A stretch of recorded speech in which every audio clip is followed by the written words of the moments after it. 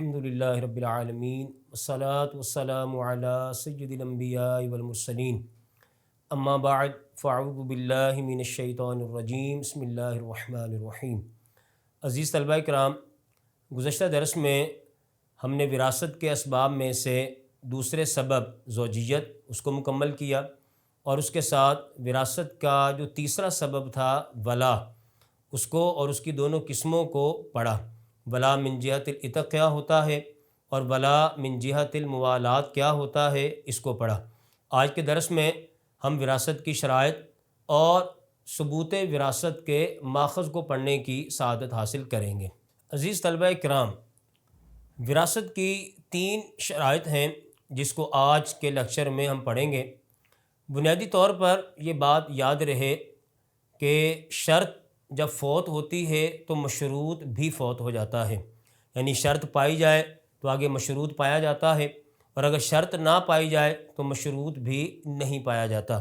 اس کو آپ یوں سمجھیں جیسے نماز کے معاملات میں نماز کی شرائط بیان کی جاتی ہیں، اور اگر نماز کی شرائط درست ہوں، پائی جا رہی ہوں، تو آگے نماز پڑھنا بھی درست ہوتا ہے، اور اگر نماز کی شرطوں میں سے کوئی شرط مفقود ہو جائے، نہ پائی جائے، تو اس صورت میں نماز ادا کرنا درست نہیں ہوتا۔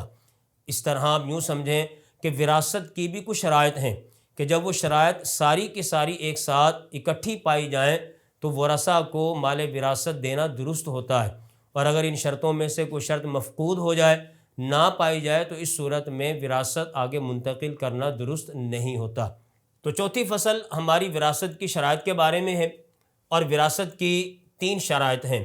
نمبر 1 مورث کا مرنا، نمبر 2 مورث کی وفات کے وقت وارث کا زندہ ہونا، اور نمبر 3 کسی مانع ارث کا موجود نہ ہونا، جس کی وضاحت انشاءاللہ عز و جل کی جائے گی۔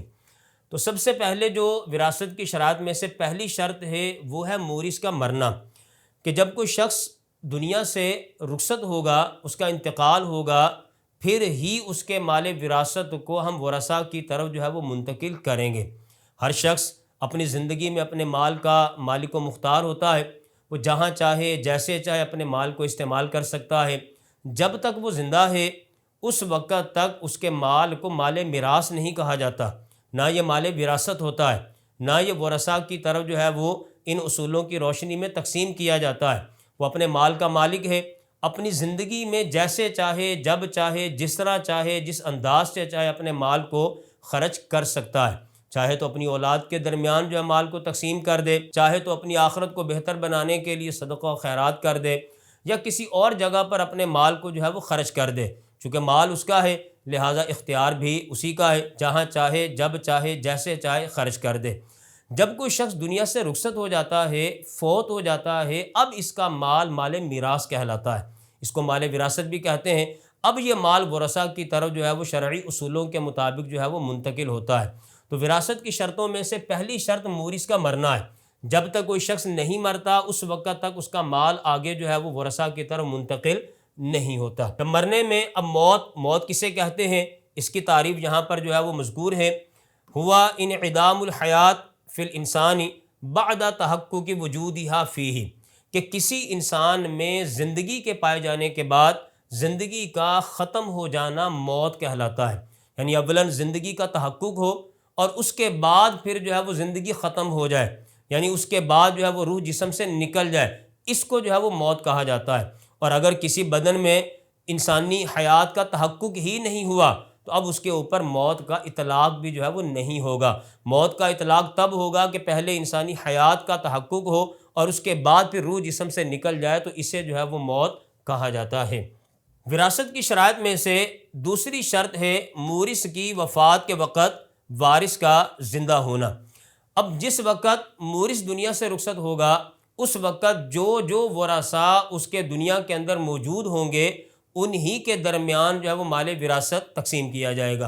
اور اگر ورثاء میں سے کوئی وارث ایسا ہے کہ جو مورث کی وفات سے پہلے ہی دنیا سے رخصت ہو چکا ہے، تو اب اس وارث کو مورث کے مال میراث میں سے کچھ حصہ نہیں دیا جائے گا، اس لیے کہ وراثت کی شرطوں میں سے یہ شرط ہے کہ مورث جس وقت دنیا سے رخصت ہو رہا ہے، مورث کی وفات کے وقت وارث کا زندہ ہونا ضروری ہے۔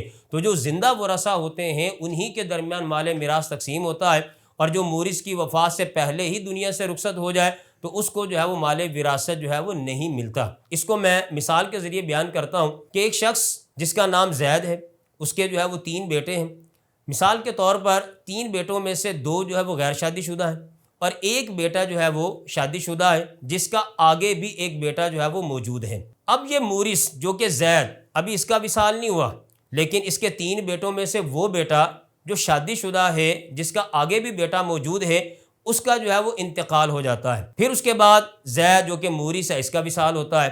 جب اس زید مورث کا وصال ہوگا تو اب اس کا جو مال وراثت ہے وہ ان 2 بیٹوں کو تو دیا جائے گا جو غیر شادی شدہ ہے، لیکن یہ بیٹا جو کہ شادی شدہ تھا، جس کے آگے بھی بیٹا تھا، چونکہ یہ زید کے فوت ہونے سے پہلے ہی دنیا سے رخصت ہو گیا ہے، اس لیے اس کا وراثت میں کوئی حصہ نہیں ہے۔ اس کو آپ یوں سمجھ سکتے ہیں کہ اب اگر کوئی یوں بولے کہ اس کا تو وراثت میں حصہ نہیں، کیونکہ یہ تو دنیا سے جا چکا، مال وراثت پر قابض ہونے کا یا مالک بننے کا یہ اختیار نہیں رکھتا، تو اس کا جو والد زید مورث ہے اس کا جو حصہ اس کو ملنا تھا، لیکن چونکہ یہ دنیا میں نہیں ہے تو اس کا حصہ اس کے بیٹے کو دے دیا جائے، مطلب زید کے پوتے کو وہ حصہ دے دیا جائے۔ تو اس طرح کرنے کی اجازت نہیں ہے، کیونکہ زید کے 2 بیٹے آلریڈی موجود ہیں، اور بیٹوں کے ہوتے ہوئے پوتوں کا وراثت میں کوئی حصہ نہیں ہوتا۔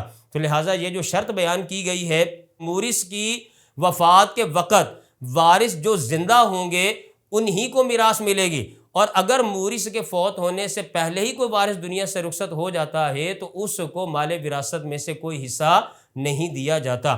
تو لہٰذا مورث کی وفات کے وقت وارث کا زندہ ہونا یہ وراثت کی شرطوں میں سے دوسری شرط ہے۔ وراثت کی شرائط میں سے جو ہماری تیسری شرط ہے وہ ہے کسی مانع ارث کا موجود نہ ہونا۔ اس کی وضاحت نیچے جو ہے نا وہ کر دی گئی ہے۔ مانع ارث سے مراد وہ علت ہے کہ جس کے کسی شخص میں پائے جانے کی وجہ سے وہ وراثت سے محروم ہو جائے، جیسے غلامی ہے، قتل ہے، دین کا اختلاف ہے۔ آگے والے لیکچرز کے اندر ہمارا پورا ایک سبق، پورا ایک لیکچر جو ہے وہ موانع ارث کے اوپر ہوگا کہ کون کون سی چیزیں ایسی ہیں کہ جو وراثت سے مانع بن جاتی ہیں، مطلب رکاوٹ بن جاتی ہیں، کہ ان چیزوں کے ہوتے ہوئے جو ہے وہ وارث کو جو ہے مال میراث جو ہے وہ نہیں دیا جاتا۔ جیسے کسی وارث کے اندر غلامی پائی جا رہی ہے، وہ غلام ہے تو اس کو وراثت نہیں ملے گی۔ اگر جو ہے وہ وارث نے اپنے مورث کو قتل کر دیا ہے تو اس صورت کے اندر اس کو وراثت نہیں دی جائے گی۔ اسی طرح دین کا جو اختلاف ہے مورث اور وارث کے درمیان، کہ مورث کا دین اور ہے جبکہ وارث کا دین جو ہے نا وہ اور ہے، جیسے مثال کے طور پر مورث مسلمان ہے اور جو وارث ہے وہ کافر ہے، یا وارث جو ہے وہ مسلمان ہے، مورث جو ہے وہ کافر ہے، تو دین کے اختلاف کی وجہ سے بھی ان کے درمیان سلسلہ وراثت جو ہے وہ جاری نہیں ہوتا۔ تو وراثت کی شرائط میں سے اس تیسری شرط کا بھی پایا جانا ضروری ہے کہ کسی بھی مانع ارث کا موجود نہ ہونا۔ تو یہ بات کہ تینوں کی تینوں شرطیں ایک ساتھ پائی جائیں گی تو وراثت کا انتقال جو ہے وہ درست ہوگا۔ اگر 3 شرطوں میں سے کوئی ایک شرط بھی مفقود ہو گئی تو اس صورت میں وراثت جو ہے ورثاء کی طرف منتقل نہیں ہوگی۔ عزیز طلبہ کرام، وراثت کی شرائط کے بعد اگلی فصل ہے ثبوت وراثت کے ماخذ۔ اس کے اندر انشاءاللہ عز و جل ہم یہ پڑھیں گے کہ وہ کون کون سی چیزیں ہیں کہ جس سے وراثت کا ثبوت ہوتا ہے۔ تو یہاں پر ثبوت وراثت کے ماخذ، یہ ہماری 5ویں فصل ہے۔ ثبوت وراثت کے ماخذ 3 ہیں۔ نمبر 1 کتاب اللہ ہے، نمبر 2 سنت رسول صلی اللہ تعالیٰ علیہ وآلہ وسلم ہے، اور تیسرے نمبر پر جو ہے وہ اجماع امت ہے۔ اور یہاں پر یہ بات جیسے ذکر کی گئی، قیاس کا یہاں پر کوئی عمل دخل نہیں۔ گزشتہ لیکچر کے اندر یہ بات آپ سماعت کر چکے ہیں۔ وراثت کے جتنے معاملات ہیں، جتنے بھی اس کے مسائل و احکام ہیں، قرآن سے ثابت ہیں، حدیث رسول سے ثابت ہیں یا اجماع امت سے ثابت ہیں۔ اپنے اندازے سے، قیاس سے، اٹکل سے وراثت کے حصوں کو جو ہے وہ بیان نہیں کیا جا سکتا، کہ قیاس کا اس باب کے اندر، اس علم کے اندر کوئی عمل دخل نہیں ہوتا۔ جو بھی یہاں پر جو ہے وہ مسائل و احکام ہوں گے یا اس کے علاوہ جو ہے وہ وراثت کے حصص کی تفصیل ہوگی، وہ سارے کے سارے جو ہے نا وہ یا تو کتاب اللہ سے ہوں گے یا سنت رسول سے ہوں گے یا اجماع امت سے ہوں گے۔ اب سب سے پہلے نمبر پر وراثت کے ثبوت کے ماخذ میں سے ہمارا پہلا جو ماخذ ہے جہاں سے وراثت کے مسائل و احکام اخذ کیے گئے ہیں، لیے گئے ہیں، اور حصوں کی تفصیل جو ہے وہ بیان کی گئی ہے، وہ سب سے پہلے اللہ کی کتاب یعنی قرآن مجید فرقان حمید میں اس کو جو ہے نا وہ بیان کیا گیا۔ کچھ ورثہ ایسے ہیں کہ جن کا حق وراثت کتاب اللہ یعنی قرآن مجید فرقان حمید سے ثابت ہے، ان کے درمیان ترکہ میت کی تقسیم قرآن کے بیان کردہ احکام کے مطابق کی جائے گی۔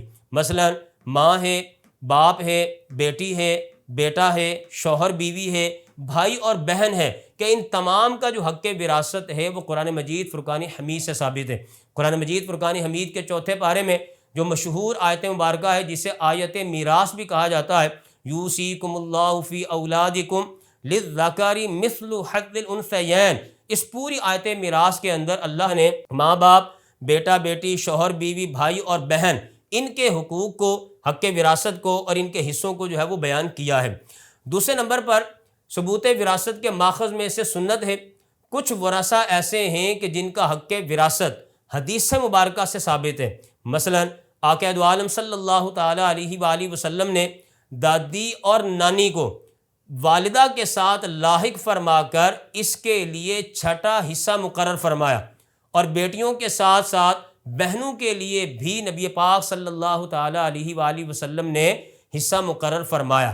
اب حقیقی بہن کو بھی وراثت میں حصہ ملتا ہے، اخیافی جو بہنیں ہوتی ہیں جنہیں ماں شریکی بہن کہا جاتا ہے ان کو بھی حصہ ملتا ہے، اللاتی بہنیں جو باپ شریکی بہنیں ہوتی ہیں ان کو بھی وراثت کے اندر حصہ ملتا ہے۔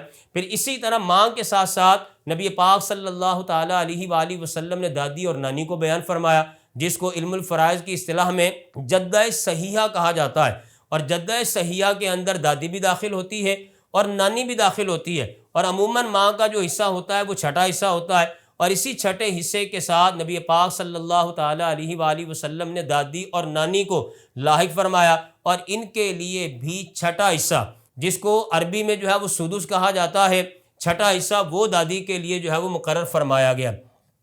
تیسرے نمبر پر اجماع امت ہے۔ کچھ ورثہ ایسے ہیں کہ جن کا حق وراثت اجماع امت سے ثابت ہے۔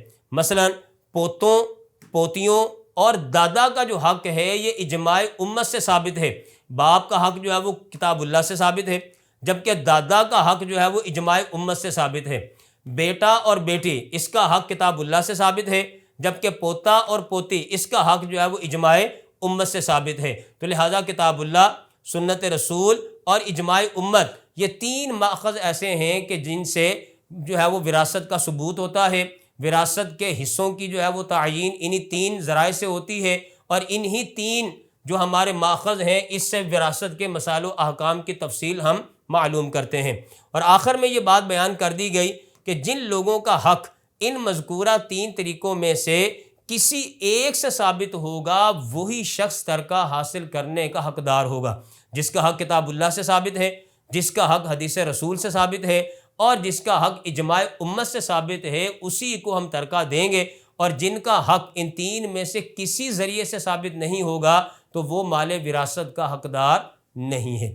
عزیز طلبہ کرام، آج کے درس میں ہم نے وراثت کی شرائط کو پڑھنے کی سعادت حاصل کی، اور اس کے ساتھ ساتھ ثبوت وراثت کے جو ماخذ ہیں کتاب اللہ، سنت رسول اور اجماع امت، اس کو بیان کرنے کی سعادت حاصل کی۔ یہ ہمارا وراثت کا جو پہلا باب تھا اس کتاب کا، اصول وراثت کا، وہ ہمارا پہلا باب جو ہے وہ مکمل ہو چکا ہے۔ اگلے لیکچر کے اندر انشاءاللہ عز و جل ہم دوسرے باب کو شروع کریں گے۔